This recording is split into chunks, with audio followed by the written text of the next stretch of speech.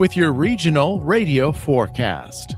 Mainly cloudy skies expected today, with daytime highs approaching 40. Winds out of the northwest, 10 to 20 miles per hour. Lows level off around 15 tonight, mainly clear skies. Lots of sunshine tomorrow, daytime highs approaching 29. Get weather anytime by calling 824-6101 or online at TaylorvilleDailyNews.com. Currently 34.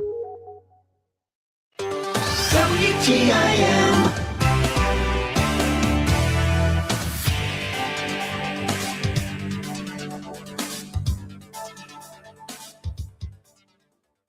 You're listening to WTIM, your information station.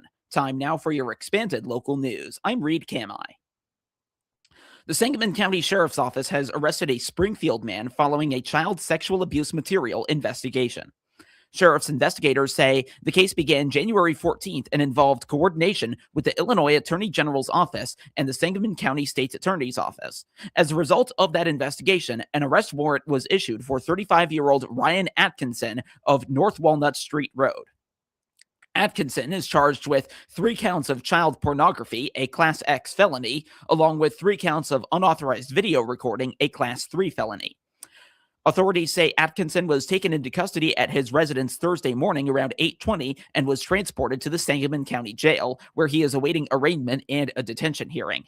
Investigators also executed a search warrant at the home and on Atkinson's vehicle. Multiple electronic and recording devices were recovered and will be examined for additional evidence. Sheriff Paula Crouch thanked partner agencies for their assistance and praised investigators for their work on the case. No further information is being released at this time. Eastern Illinois University's Doudna Fine Arts Center is featuring a full slate of music, theater, and student performances throughout the month of February. The schedule opens tonight with the 66th Annual Jazz Festival, welcoming Grammy-winning bassist and arranger John Clayton. Clayton is known for his work with some of the biggest names in music and for arranging Whitney Houston's performance of the national anthem at the 1990 Super Bowl. That concert gets underway Friday at 7:30 in the Dvorak Concert Hall.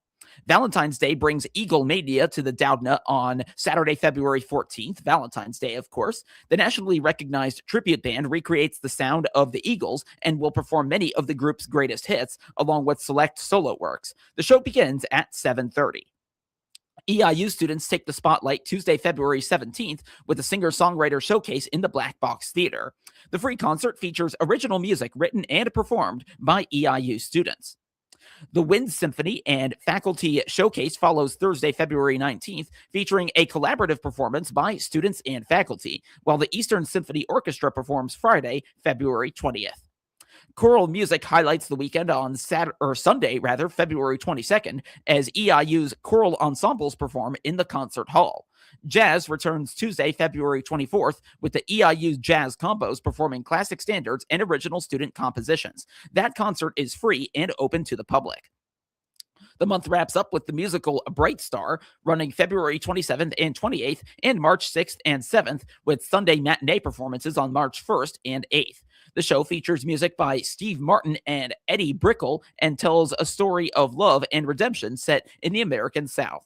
Tickets for all performances are available through the Doudna Fine Arts Center box office and online at eiu.edu/DOUDNATIX.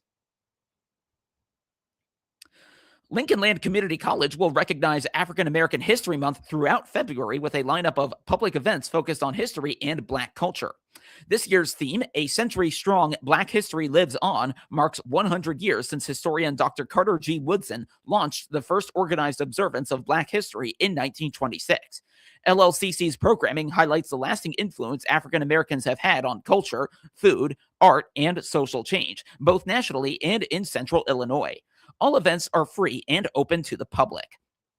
Activities will take place in the Lincoln Commons on LLCC's Springfield campus at 5250 Shepherd Road. Events are organized by the LLCC African American History Month Committee in partnership with Student Engagement and Well-Being.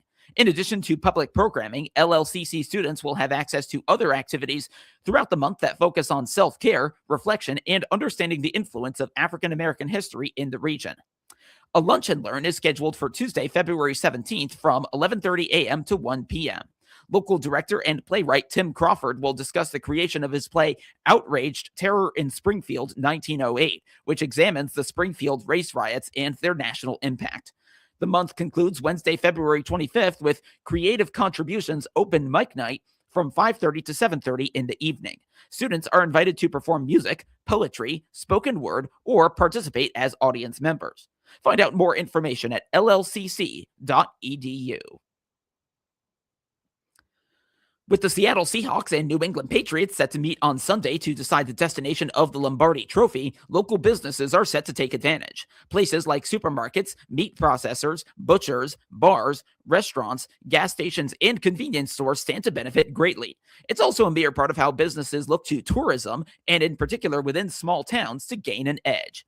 Valerie Belusco is a community and economic development educator at the University of Illinois Extension. She says while Santa Clara, the host city, will reap most of the benefits, they are not alone. And it actually is a great weekend for local shops, local communities to see a little boost and increase, which is quite nice right now because some of these small businesses have been impacted by the cold weather, by the snow, so they haven't been generating as much foot traffic as they normally would. And so right now is a great time to go out, shop local, get all of your supplies for your party, or maybe you're not having a party. Maybe you just want to go out and you want to watch the game somewhere else. There's lots of places local. Call around, see who's playing the game, and enjoy some good food and some community camaraderie. Belusco adds that a major reason for the economic boosts, especially for bars and restaurants, is the desire people have to gather. Sporting events like this one provide a major opportunity for gatherings. It's kind of just that fun time to say, I'm going to pick a team. Doesn't matter if I don't really follow them. Maybe I'll pick it on the color. Maybe I'll pick it on the state that they're from, and just sit down and watch and enjoy and be around other people. Like I said, it has been cold. For some people, it's been a little hard to get out lately. And so it just gives them an opportunity and kind of an excuse and motivation to get out, to go somewhere, to be around others, and to just have a little fun. And I think lately it's gotten even more fun because you'll hear kids and family members make silly little nonsensical bets with each other, like, oh, I bet so-and-so is going to trip, before the first 5 minutes of the game, starts. And it's kind of neat to have those little things in there too, because all that just builds camaraderie and builds community and kind of helps our heart, not just our local economy. Many people connected to small businesses advocate for shopping local first. Belusco says this means staying ideally within one's zip code, or if necessary, only within the county while shopping.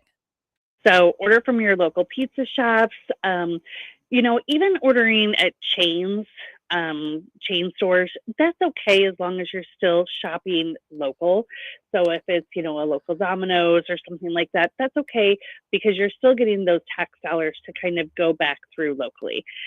What really, really helps though is when it's a privatized store, when it's a mom and pop store, when you spend money there, it really helps generate more money for your local economy. So think about that when you're shopping around. You might decide you want to go to a local butcher to buy your meat instead of going to maybe a big box store.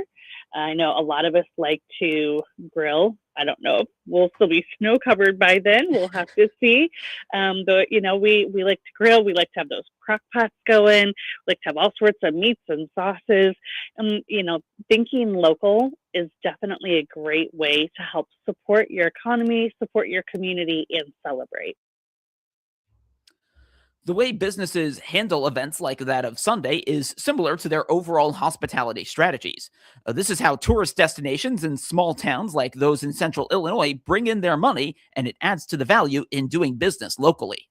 If you've ever been to a rural community, whenever they're having some kind of outdoor event, maybe like a farmer's market or a winter festival or a tractor show, they're so warm and so inviting, and they want everybody to come, and they have everything there for you. I mean, you're never going to go hungry. You're never not going to find a nice place to sit down.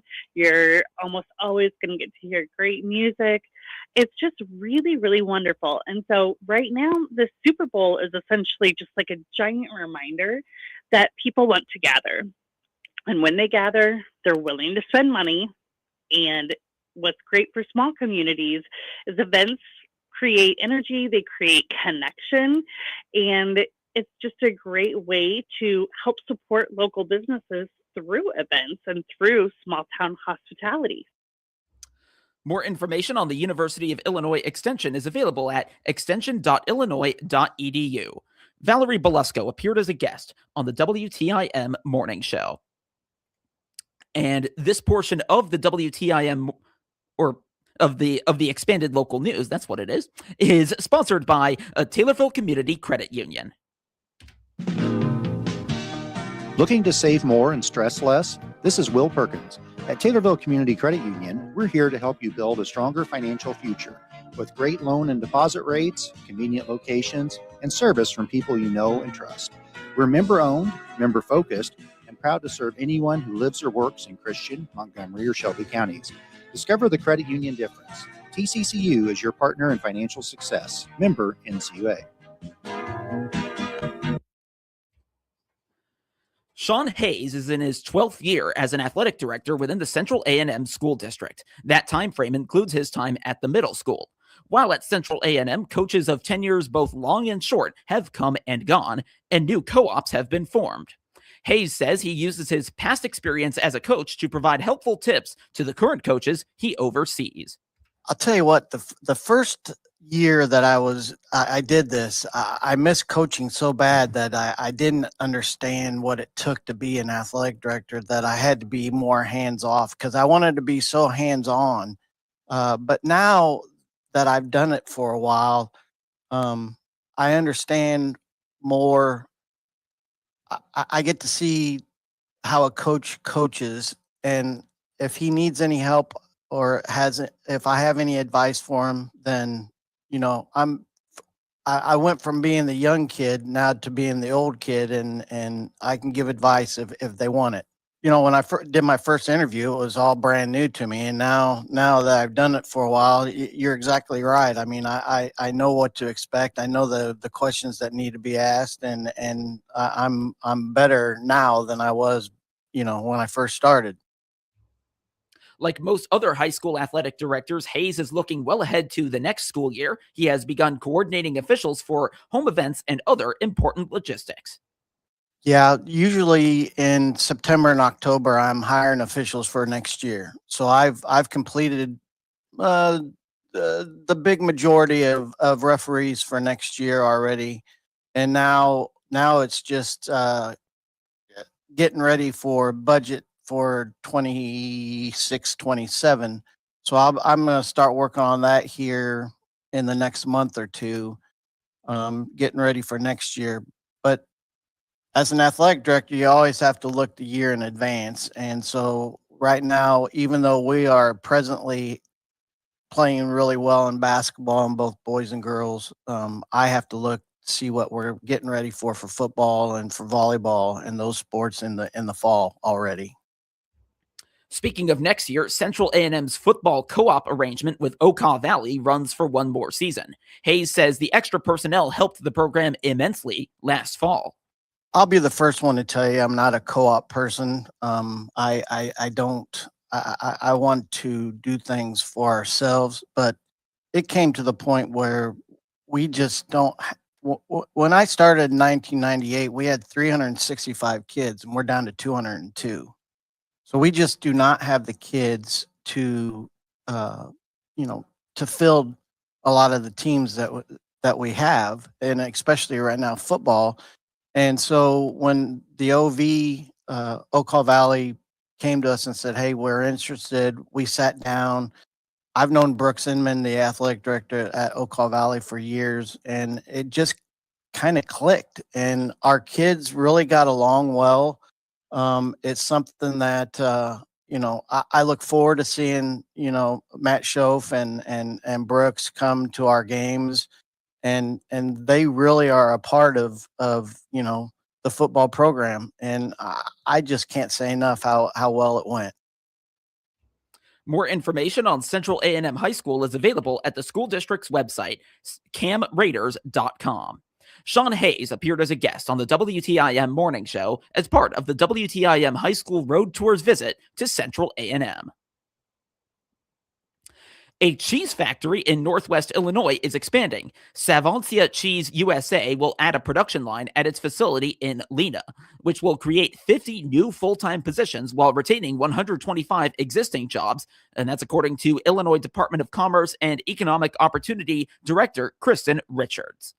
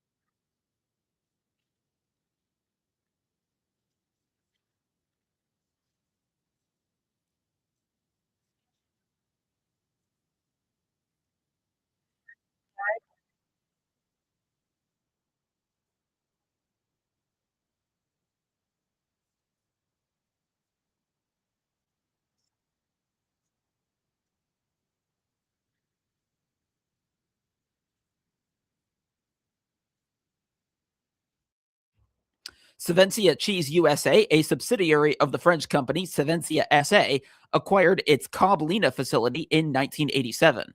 Savencia specializes in the production and distribution of high-quality specialty cheeses across the United States, offering a diverse range of cheese products that serve both gourmet and everyday customers. Thinking about starting a new farmers market?